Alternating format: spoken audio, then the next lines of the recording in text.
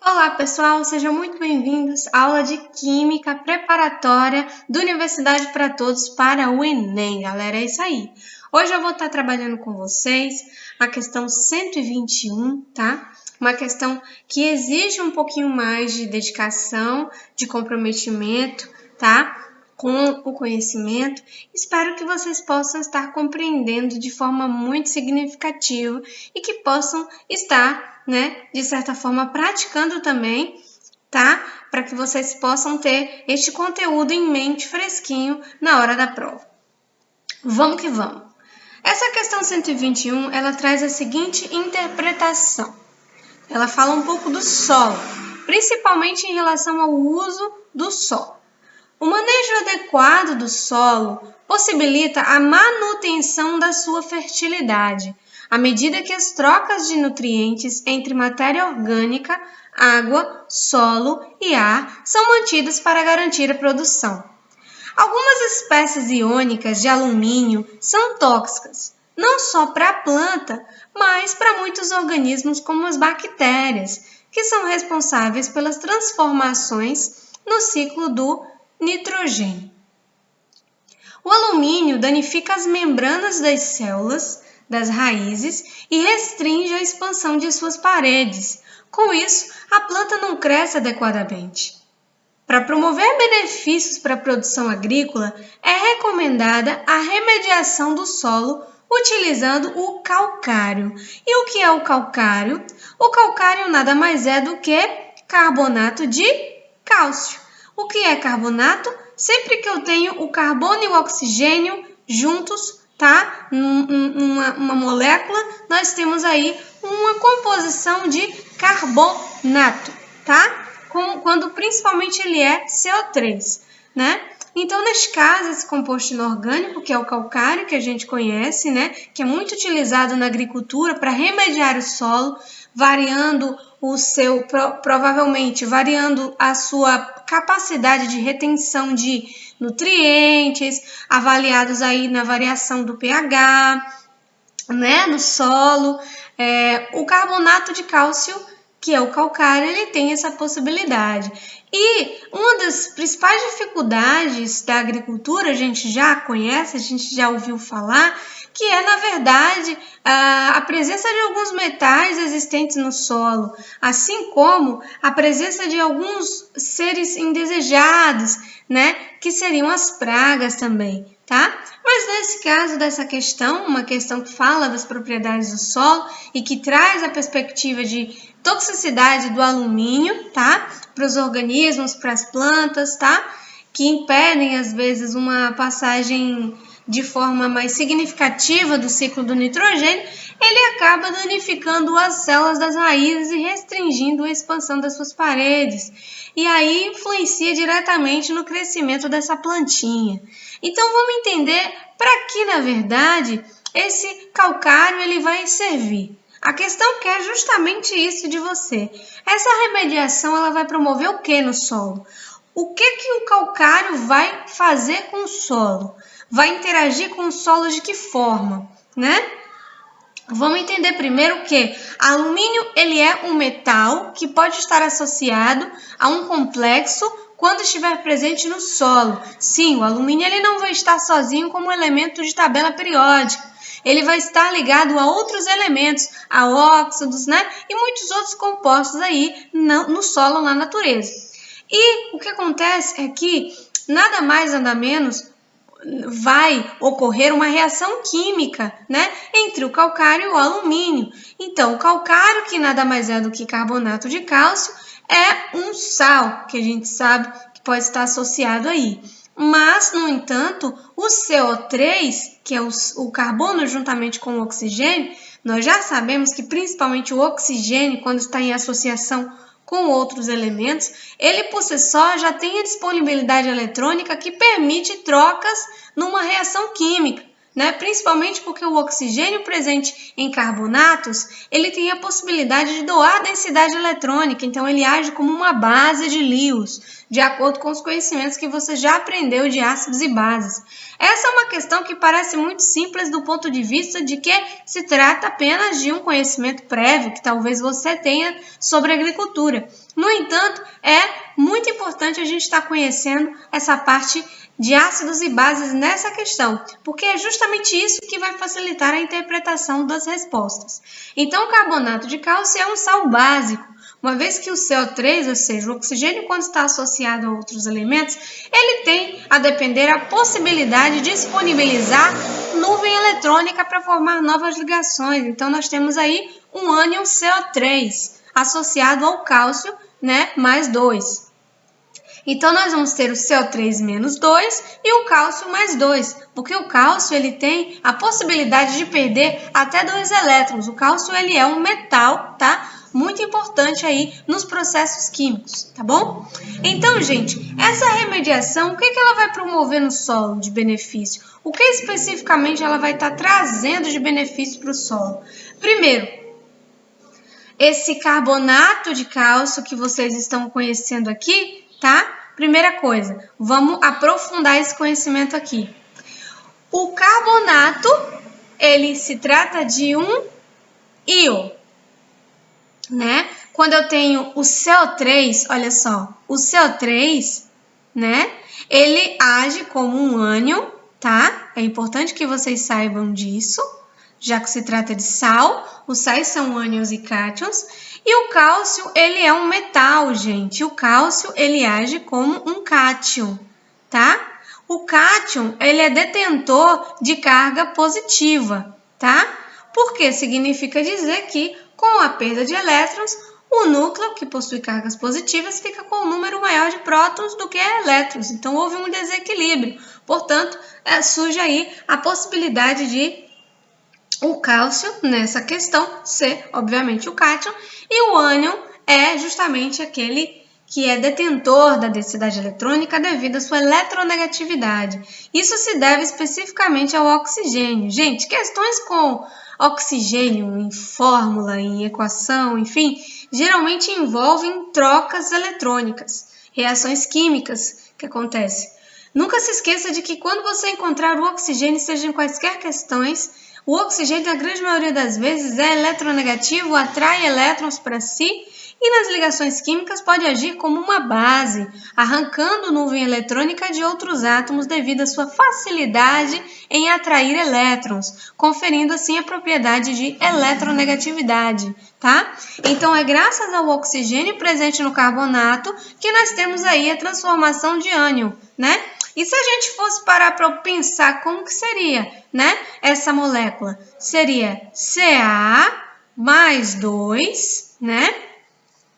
CO3, olha só, né? O que nós teríamos aqui? Menos 2. Então, especificamente, galera, em tese, né? O que a gente poderia imaginar é que o CO3 chegou ao número máximo de ânions, né? Ah, mas o cálcio ele pode tanto perder 2 elétrons quanto pode perder 1 elétron também. É verdade, galera? Pode sim. Nesse caso especificamente, né, ele poderia estar perdendo tranquilamente 1 elétron. Mas o que eu quero trazer com isso? Essa seguinte reflexão aqui para vocês. Que o carbonato de cálcio, ele nada mais é do que um sal que tem a possibilidade de ser também considerado um sal básico, tá? E por que um sal básico? Porque é um sal que tem a possibilidade de fornecer densidade eletrônica graças à presença do oxigênio em sua estrutura. Nós temos o carbono, que não é muito eletronegativo, o cálcio, que perde elétrons com facilidade, então ele é pior ainda que o carbono, e o oxigênio, que tem uma densidade eletrônica muito grande, uma característica específica do átomo de oxigênio, que é a eletronegatividade, tá bom? Isso tem que ficar bem claro para que você compreenda a questão. Então, se trata de um sal básico que vai corrigir uma situação adversa aqui, né? Que é a presença do alumínio. Então, o alumínio, gente, que a gente está tratando aqui, ó, é o Al da tabela periódica. O alumínio, ele é um metal que faz parte do grupo 3, a família 3 da tabela periódica, um metal que possui 3 elétrons disponíveis. Aí é um metal que também tem a possibilidade de acomodar elétrons, ele pode agir como um ácido de Lewis, tá? Revisando conceitos de ácidos e bases de Lewis, tá, pessoal? Ácidos de Lewis têm a capacidade de receber pares de elétrons, ou densidade eletrônica, como você preferir. E bases de Lewis têm a possibilidade de doar densidade eletrônica. Então, alguns metais podem agir como um ácido de Lewis, sem sombra de dúvida. É o caso do alumínio, que tem aí a disponibilidade de um subnível, né? O subnível D está disponível para receber elétrons. Por conta disso, o alumínio ele tem a possibilidade de acomodar elétrons agindo como um ácido de Lewis, tá? E aqui nós temos uma situação parecida, né? Nesse sentido. Então, essa remediação promove o solo. Letra A, diminuição do pH, deixando fértil. Gente, o carbonato de cálcio ou calcário, ele é um sal básico, né? Então, concordam comigo que ele não vai diminuir o pH? Porque se você diminui o pH, você está trazendo acidez para o solo. Por quê? Porque de acordo com a ordem, né, de 0 aqui, olha só, de 0 a 14, se nós formos observar a quantas caminha o pH, nós vamos ver que abaixo de 7 eu vou ter um pH ácido, né? Então, se o pH vai diminuir, significa que o pH vai ser ácido. E acima de 7 eu vou ter um pH mais básico. Então, nesse caso, o calcário ele não vai diminuir o pH. Pelo contrário, ele é um sal básico, ele vai aumentar o pH, né? Então, o pH ele vai girar em torno, né, acima, na verdade, de 7, não abaixo de 7. E o alumínio ele já é por si tem uma característica de ácido de Lewis, né? Então, ele já tem uma característica ácida. Logo, acidificar mais ainda pode fazer com que o alumínio permaneça, né, disponível no solo e vai estar contaminando aí, intoxicando as plantas e os outros organismos que fazem parte do ciclo do nitrogênio, como a questão trouxe. Então, galera, o que a gente pode concluir com isso? Aqui a gente já precisa saber, né, que a letra A está incorreta. Vamos para a letra B. Solubilização do alumínio ocorrendo sua lixiviação pela chuva. Não, isso não tem nada a ver com o calcário, inclusive. Tem a ver com os processos de recursos hídricos, né? Associados ao ciclo da chuva, né? Ciclo da água. Então, a letra B não faz nenhum sentido da gente estar considerando aqui, galera. De cara, isso não tem nada a ver com calcário. Tem a ver com o regime de chuvas, tá? Além disso, a letra C traz uma outra reflexão. Vamos ver. Interação do íon cálcio, olha só o íon cálcio aqui, né? Com o íon alumínio, produzindo liga metálica. Gente, o que é que vai possibilitar a formação de ligas metálicas? A elevada temperatura que vai promover aí a interação de átomos de metais para a formação de novas ligações, talvez, né, dependendo da temperatura. Então, é muito óbvio que essa questão está tão absurda que nem caberia estar sendo colocada aqui no Enem, né? Uma formação de ligas metálicas, né? Elas não ocorrem de forma assim muito simples na natureza, tá? Então, na grande maioria das vezes, é preciso indução industrial, tá? Para que isso ocorra, ainda mais sobre cálcio e alumínio, que são metais com, obviamente, características muito próprias, características muito diferentes, né? E, nesse caso, não faz nenhum sentido utilizar calcário para formar uma liga metálica. Se formasse uma liga metálica, o alumínio continuaria no solo? Sem sombra de dúvidas. Então, o interessante aqui, na verdade, gente, é fazer com que o alumínio ele não fique tão disponível, né? Ele não fique tão acessível para fazer parte das interações com a planta. Ele fique o mínimo possível disponível para formar algum tipo de interação. E formar uma liga metálica talvez não atrapalhasse nesse processo, né? Talvez até facilitaria mais esse processo. A gente não sabe, né? Então, a letra C está completamente equivocada. A letra D, reação do carbonato de cálcio, olha só, com os íons alumínio, formando alumínio metálico. Gente, isso chega a ser um pouco assustador. Primeiro, do ponto de vista de que alumínio metálico, quando a gente fala em alumínio metálico, a gente fala em alumínio em estado fundamental, em estado de, por exemplo, que você encontra, na grande maioria das vezes, os materiais que você utiliza domésticos, né, no dia a dia. Então, gente, o carbonato de cálcio jamais alteraria uma propriedade do alumínio. Lembre-se que as propriedades elas podem ser variadas, claro, a depender das transformações da matéria. No entanto, a depender principalmente do estado daquela molécula, né?